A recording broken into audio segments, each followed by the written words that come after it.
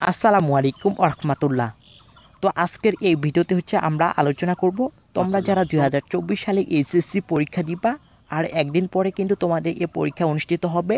তো পরীক্ষার কেন্দ্রে গিয়ে তোমাদের কি করতে হবে, কোন বিষয়গুলো মাথায় রাখতে হবে এবং কোন বিষয়গুলো ভুল করা যাবে না, একই সাথে পরীক্ষার রাতে কোন বিষয়গুলোর উপর সবচেয়ে বেশি ফোকাস করতে হবে, এ টু জেড আজকের এই ভিডিওতে আমরা আলোচনা করব। তো আগেই প্রথমে আমরা আলোচনা করি পরীক্ষার একদিন রাতে আমাদের কি করতে হবে। তো দেখো, প্রথমত বাংলা তোমাদের ভালো মতন প্রিপারেশন নিতে হবে। আর এর ওপর রাত 10টা থেকে 11টা পর্যন্ত তোমাদের পড়তে হবে, বেশি রাত জাগা যাবে না। প্রথম দিন এইভাবে পড়তে হবে। তারপর সকালে এমসিকিউ ভোর 5টা থেকে 6টা পর্যন্ত একটু ভালো করে পড়বা।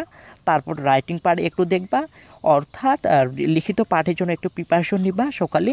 তারপরে তোমাদের পরীক্ষার আগের দিন রাতে অ্যাডমিট কার্ড, রেজিস্ট্রেশন কার্ড, একই সাথে কলম পেন্সিল এবং রাবার ভালো করে রেডি করে রাখতে হবে, সকালে যাতে এগুলো না করতে হয়। একই সাথে এই বিষয়গুলো মাথায় রাখতে হবে, অর্থাৎ তুমি যদি এগুলো ভুলেও যদি না নিয়ে যাও সেক্ষেত্রে তোমাদেরকে পরবর্তীতে প্রবলেম হবে।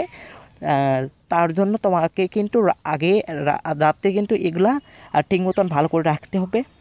এরপর আমি তোমাদের জানাবো যে পরীক্ষার কেন্দ্রে গিয়ে কি করতে হবে।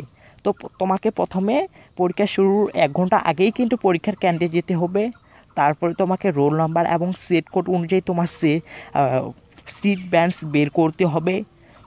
এটা হলো প্রথম নাম্বার কাজ। দ্বিতীয় নাম্বার কাজ হলো পরীক্ষা শুরু হওয়ার আগে, অর্থাৎ পরীক্ষা শুরু হওয়ার আগে তোমাকে ঠিক মতন ফোকাস রাখতে হবে যেন আমার সবগুলো অ্যান্সার করতে পারি, অর্থাৎ পরীক্ষার কোনো কিছু অংশ যেন বাদ না থাকে। পরীক্ষা শুরু হওয়ার আগে এই কাজগুলো করতে হবে। এরপর পরে তোমাদের ও এমআর শিটে রোল নাম্বার, সেট কোড, একই সাথে বিষয় কোড ভালো মতো লিখতে হবে যেন এগুলো ভুল না যায়। যদি এগুলো ভুল যায় পরবর্তীতে সে বিষয়ে তোমার ফেল হওয়ার চান্স খুবই বেশি।